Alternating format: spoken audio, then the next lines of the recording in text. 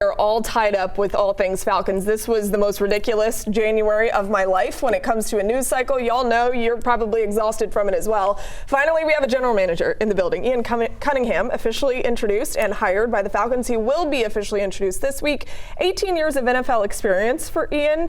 Home team, how does he fit with the Falcons organization? I think it's a good fit. You want people who have experience. You want people who know good talent, and you want people that have winning on their resume. And he fits all of those boxes if you want to check them. He's been in the Eagles organization, championship. He has been in the Ravens organization, championship. And now he comes from Chicago, where they had a really good opportunity to turn their franchise around with some high draft picks. And what do? They hit on the tight end, they hit on the quarterback, they hit on the wide receiver, they hit on the coach. So it looks like he has a good eye for talent. And I think all of those things, with the merging of Matt Ryan and Kevin Stefanski, is a perfect opportunity for the Falcons to get things right. Kind of felt like it was Ian's job all along, Caleb, right? I mean, from the very beginning, he was kind of pegged as one of the favorites. His relationship with Matt Ryan runs through Ryan Poles, which is one of Matt Ryan's best friends, and his former boss in Chicago. Why do you feel like Ian was kind of always a fit here? I felt like his background, if you want to go all the way back to his grandfather, who is associated with the city because of what he did with the '96 Atlanta Olympics, there's just so many different parts of his previous roles in the scouting departments of various teams that he has excelled in. And I think it's this latest stop. It's the fact that he was a part of this Bears organization who had been bad for so long. And to see them have some hope and some promise of what things look like in the future is just a huge reason to bring in this guy. But I also appreciate the fact that Matt Ryan and this ownership group decided to take their time to vet everyone, even though we would have liked it to happen maybe a little bit faster. Yeah. Also, shout out to all of the communication staff and everyone who's been setting up these press conferences, because it's like one after another. Every week there's a new one. We've had 10 press conferences. Not really, I'm exaggerating, but we've had so many press conferences. One more to go. One more to go on Tuesday. So tune in for Ian Cunningham. Hopefully no more in the future. We're over it. No, but seriously, welcome to Atlanta, everyone. It's cool to get to know these new faces. And we got to know Kevin Stefanski a little bit better. However, I will tell you, I think he's going to play things a little bit close to the vest. Just a guess based on that opening press conference. It's not a bad thing to have a head coach be in that scenario, but we're going to go through some of our biggest takeaways from Kevin's opening press conference. Home team, what was yours? That he will answer questions, but they will be brief. And you know what?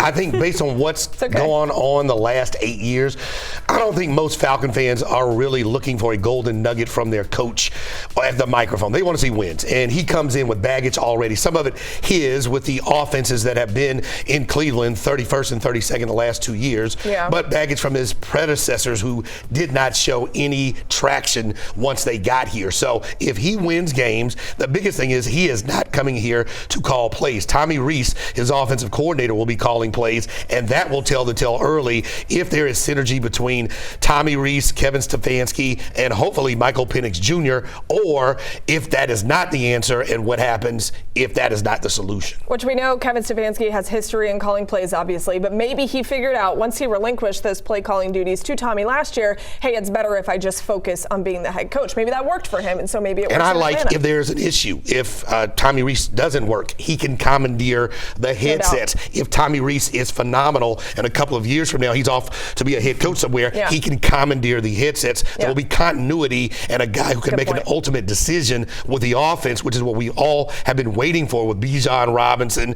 and with Kyle Pitts and with Drake London to finally flourish. And I think that they will finally flourish under so many different offensive staff members who we will get into that have a lot of experience in the National Football League. But Caleb, you listened to him as well. What was your biggest takeaway? I think it was just the simple fact of he's learned from his mistakes. Like, he has not been a perfect head coach. It's the reason why he was available for the Falcons to be able to hire. I didn't need him to win the press conference. I don't need him to be a Liam Cohen or Nick Sirianni or anything like that. Like, if he's perfectly boring in front of the microphone, it makes our jobs maybe a little bit more difficult. But ultimately, if he's winning football games, that's all the fans care about. And what I think I've seen from him is him take bad situations and be able to find success, whether it was Joe Flacco and, the early kind of late days of Baker Mayfield, being able to maneuver those things and to find find success, I think is something that he can bring to this organization and learn from his mistakes. I think, go ahead. Two-time coach of the year when he had quarterback play that was sufficient. So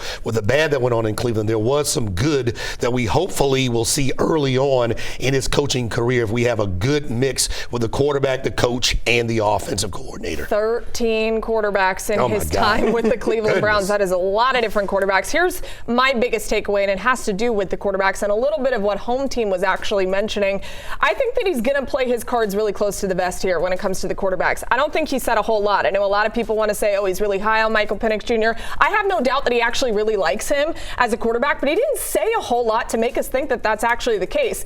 And that's smart because you don't know when he's going to come back. I know that Michael has said he hopes to be ready by the beginning of the season, and we're all hopeful for the same thing, but who knows what happens with Kirk Cousins? Who knows what happens with Michael Penix Jr.? Kevin is very smart to understand that if I say too much and put everything out there, Michael Penix Jr. is our future, he is our quarterback, and then it doesn't work out, well, he's already in the deep end of a pool and can't get out. And so I think it is important that he does keep his cards close to the vest in this instance. He played it smart.